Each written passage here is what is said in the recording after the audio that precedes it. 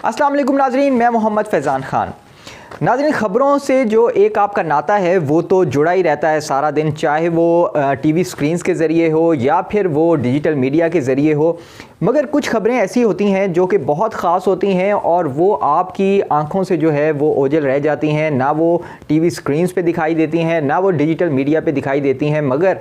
वो आपके लिए बहुत ख़ास होती हैं और आपका उनको जानना बहुत ज़रूरी होता है। ऐसी ख़बरें लेके आया करूँगा मैं आपके पास। ज़्यादातर मेरी यही कोशिश होगी कि मैं ऐसी ख़बरों को डिस्कस करूँ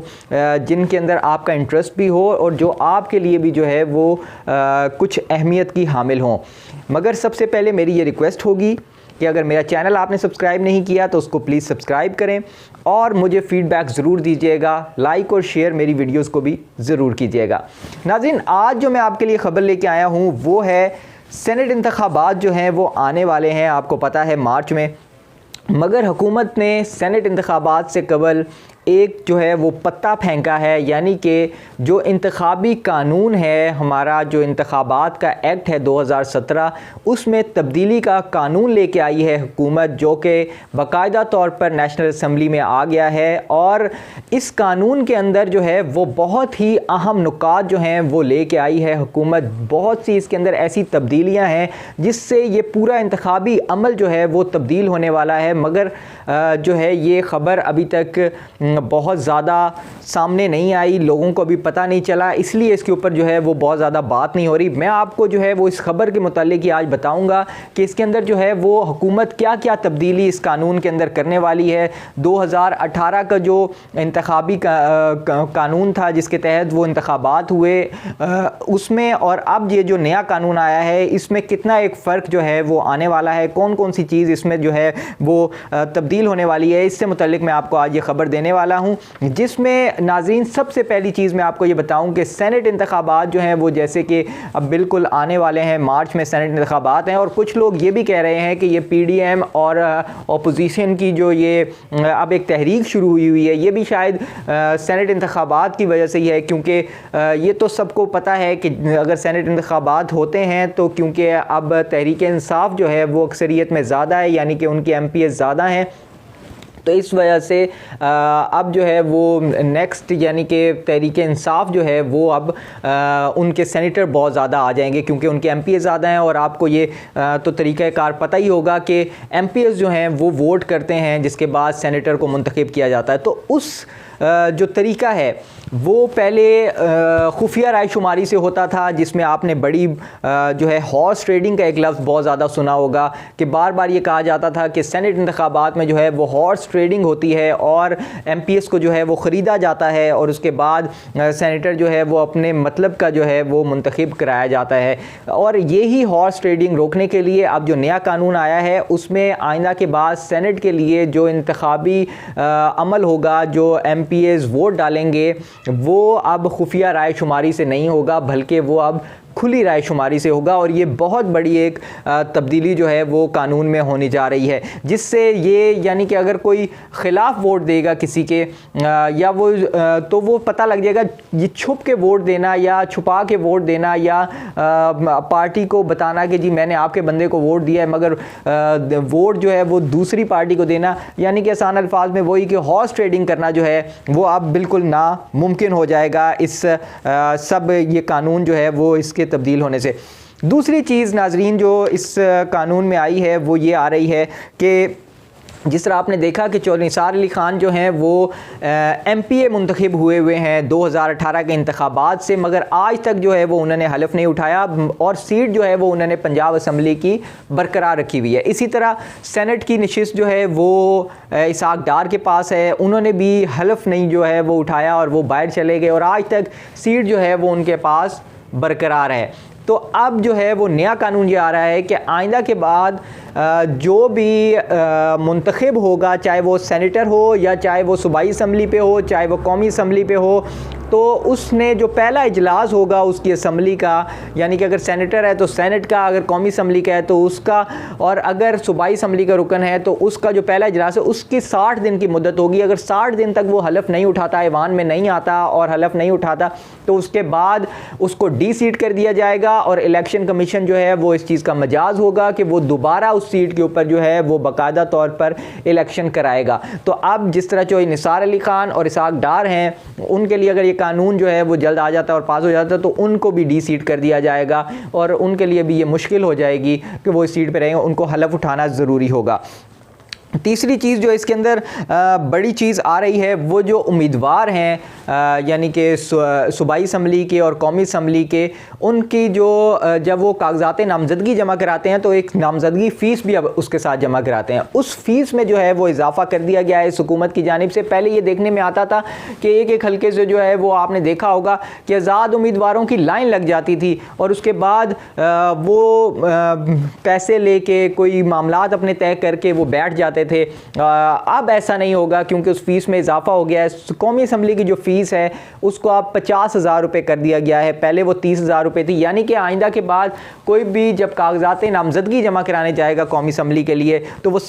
50,000 रुपये फ़ीस जो है उसका ड्राफ्ट भी इलेक्शन कमीशन में जमा कराएगा। और इस तरह सूबाई असम्बली का जो उम्मीदवार होगा, चाहे वो आज़ाद हो या कोई पार्टी होल्डर हो या पार्टी का टिकट होल्डर हो, जो भी हो, वो उसके लिए 30,000, यानी कि वो पहले जो है 20,000 थी उससे 30,000 कर दी गई है। और जो कौमी असम्बली की के लिए कागजात नामजदगी की फ़ीस है वो पहले 30,000 थी जो अब 50,000 कर दी गई है, जो कि एक ये बड़ी तब्दीली है। चौथी चीज़ नाज़रीन जो है वो उम्मीदवार जो भी होगा अब वो अपने जायदाद यानी कि अपने असासों की जो तफसीलात हैं उसके साथ साथ अपने अकाउंट्स की तफसीलात देने का भी पाबंद होगा। वो बताएगा कि उसके इस्तेमाल में कितने अकाउंट्स हैं, उसके अंदर कितने पैसे हैं, और साथ साथ वो ये भी इस चीज़ का भी पाबंद होगा कि वो ये भी बताएगा कि उसके ज़ेर कफ़ालत जो लोग हैं वो कितने हैं, उनकी तादाद कितनी है, आया उसकी फ़ैमिली के अलावा भी उसके ज़ेर कफ़ालत कोई लोग हैं, अगर हैं तो उनके असासे देना और उनके असासों की तफसीलात और उनके अकाउंट्स की तफसीलात भी जो है वो देना जो है वो अब इस उम्मीदवार के लिए मस्ट होंगी। यानी कि जो ज़ेर कफ़ालत हैं लोग, उनके जो अकाउंट्स हैं और उनके जो असासे हैं उनकी तफसीलात भी इलेक्शन कमीशन में बाकायदा जमा करानी होगी, जो कि इलेक्शन कमीशन की बाकायदा तौर पर वेबसाइट के ऊपर भी जारी की जाएंगी। नाज़रीन, एक कानून जो है वो और भी आ गया है कि आइंदा के बाद कोई भी जो पॉलिटिकल पार्टी है वो तब रजिस्टर होगी जब वो अपने 10,000 यानी कि पहले ये होता था कि 2,000 जो हैं वो उसकी कारकुनान की लिस्ट जो है वो बनाई जाती थी कि 2,000 लोग इस पार्टी के जो हैं वो मेंबर हैं, वो शामिल हैं इसके अंदर, और उनकी जो है वो तफसीलात इलेक्शन कमीशन में देना होती थी। मगर अब जो है उसको बढ़ा के 10,000 कर दिया गया है। उस वक्त तक पॉलिटिकल पार्टी रजिस्टर नहीं होगी जब तक 10,000 अफराद का डाटा जो कि उसके अंदर शामिल हो वो ना हो। और उसमें एक चीज़ ये ऐड की गई है कि ख़वातीन तो पहले ही पार्टी का हिस्सा होती थी किसी भी सियासी पार्टी का, अब मुखन्नस अफराद और माजूर अफराद को जो है वो भी पार्टी का, पॉलिटिकल पार्टी का हिस्सा बनाना जो है वो ज़रूरी होगा। और ये इसलिए किया गया है ताकि उनकी जो है वो उसमें हौसला अफजाई हो और उनको भी जो है वो पार्टी के अंदर नुमाइंदगी मिल सके। साथ ही साथ जो एक बड़ी चीज़, एक बड़ी ख़बर इसके अंदर ये है इस कानून में कि इलेक्शन कमीशन को पूरी तौर पर इख्तियार दे दिया गया है कि वो ये फ़ैसला करेगा कि आइंदा जो बैरून मुल्क पाकिस्तानी हैं, जिनको ओवरसीज़ पाकिस्तानी भी कहा जाता है, कि वो वोट जो है वो डालेंगे या नहीं डालेंगे।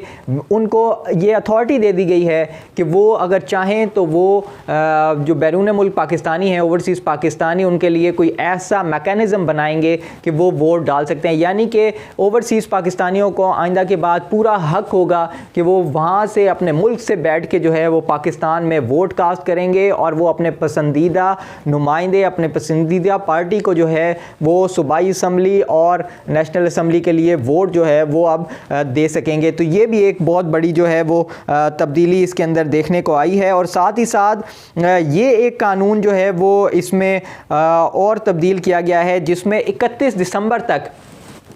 हर साल की जो 31 दिसंबर है उससे पहले जो भी उम्मीदवार होंगे नेशनल असम्बली के या सूबाई असम्बली के, उनको अपने असासों की तफसीलात वो देना होंगी। यानी कि अगर फ़र्ज़ करें 2018 में एक बंदे ने अपनी तफसीलात जमा कराई थी, तो 2019 में उसने क्या कमाया, क्या खाया, क्या पिया, क्या बनाया, क्या लुटाया, ये सब कुछ जो है वो उसने तफसीलात अपनी हर साल इलेक्शन कमीशन में जमा करानी होंगी, जो कि ये भी बाकायदा तौर पर वेबसाइट पर जारी की जाएंगी। तो नाज़रीन, ये जो कानून में एक तब्दीली की गई है, बड़ी तब्दीली की गई है, इससे अब सेनेट में जो एक हॉर्स ट्रेडिंग का हम शोर सुनते थे वो तो नामुमकिन होता हुआ दिखाई देता है, क्योंकि जब जो MPs हैं वो वोट ही जो है वो खुली रायशुमारी से देंगे, यानी कि सबके सामने देंगे, तो फिर उनके लिए बहुत मुश्किल हो जाएगा कि वो किसी से पैसे लेकर वोट दें या वो कोई इसके अंदर 2 नंबरी करें। तो अब जो है ये हॉर्स ट्रेडिंग की जो एक हम लोग बहुत ज़्यादा वो सुनते थे, ये अब मुश्किल होती जा रही है। और ये एक हुकूमत ने बहुत बड़ा पत्ता खेला है, क्योंकि मार्च 2021 में सेनेट का जो है वो इलेक्शन आ रहा है, और अगर हॉर्स ट्रेडिंग से जो है वो ये पाकिस्तान तहरीक इंसाफ की हुकूमत बच जाती है, तो अक्सरियत जो है वो पाकिस्तान तहरीक इंसाफ की सेनेट में होगी, और उसका फ़ायदा ये होगा कि आइंदा के बाद जितनी भी कानून साजी होगी तो पहले ही कौमी असम्बली में तहरीक इंसाफ की अक्सरियत है, और यानी कि हुकूमत की और उसके जो इत्तेहादी हैं उनकी अक्सरियत है, और अगर सेनेट में भी उनकी और उनके इत्तेहादियों की अक्सरियत आ जाती है तो कोई भी कानून जो है वो ईज़िली पास करवा सकेंगे। वो पहले कौमी असम्बली से पास होगा और फिर सेनेट से पास हो जाया करेगा, नहीं तो जॉइंट सेशन बुला के भी उसको पास कराना जो है वो हुकूमत के लिए बहुत आसान होगा, और कानून साजी जो है वो तेज़ी से आगे बढ़ सकेगी। जैसे आपने देखा कि अभी लास्ट जो FATF का कानून है, जिसके बारे में वज़ीर-ए-आज़म ये कहते हैं कि FATF के कानून के बदले जो है वो मेरे से NRO मांगा जा रहा था अपोजिशन की जानिब से, तो ये जो कानून साजी में मुश्किलात भी आ रही हैं हुकूमत को, अब वो भी नहीं आ सकेंगी अगर सेनेट के अंदर अक्सरियत आ जाती है। और सेनेट के अंदर अक्सरियत, हॉर्स ट्रेडिंग अगर नहीं होती तो तभी सेनेट के अंदर हुकूमत की अक्सरियत आएगी। तो ये एक बड़ी चाल जो है वो हुकूमत ने अब खेल दी है। बाकायदा तौर पर बाबर अवान की ये ड्यूटी लगाई गई थी, जो इस वक्त मशीर हैं वज़ीर-ए-आज़म के पार्लिमानी अमूर के, उनकी ये ड्यूटी लगाई गई थी, और उन्होंने बाकायदा तौर पर ये कानून जो है वो तैयार किया है, क्योंकि वो कानून भी जानते हैं, और ये अब बाकायदा तौर पर कानून आ गया है। और अब ये इसके ऊपर इम्प्लीमेंट कब होगा, इसको पास कैसे कराया जाएगा, और इसको कब जो है वो सेनेट में लेके जाया जाएगा। फ़िलहाल इसको कौमी असम्बली में लाया गया है, और कौमी असम्बली से इस वक्त जो है ये मुतलका कमेटी जो है उसको भिजवा दिया गया है, वहाँ पे इसका जायज़ा लिया जाएगा, और उसके बाद इसको कौमी असम्बली में दोबारा पास करवाया जाएगा, जिसके बाद ये सेनेट में जाएगा। सेनेट से पास होकर सदर इसकी मंजूरी देंगे, और हुकूमत की ये कोशिश है कि जल्द से जल्द इसको पास करवाया जाए, क्योंकि सेनेट इलेक्शन से पहले हुकूमत के लिए इसको पास करवाना जो है वो बहुत ज़्यादा ज़रूरी है, और हुकूमत की पूरी कोशिश होगी कि जल्द इसको पास करें। उम्मीद है कि आपको मेरी ये ख़बर जो है वो आज की पसंद आई होगी। अगर आपको मेरी ये ख़बर पसंद आई है और मेरी ये वीडियो आपको अच्छी लगी है तो मुझे जो है वो बिल्कुल इसके ऊपर फ़ीडबैक दीजिएगा, मेरी इस वीडियो को लाइक और शेयर कीजिएगा, और प्लीज़ मेरे चैनल को सब्सक्राइब करना ना भूलिएगा। फिर मिलेंगे अगली ख़बर के साथ, उस वक्त तक के लिए अल्लाह हाफ़िज़।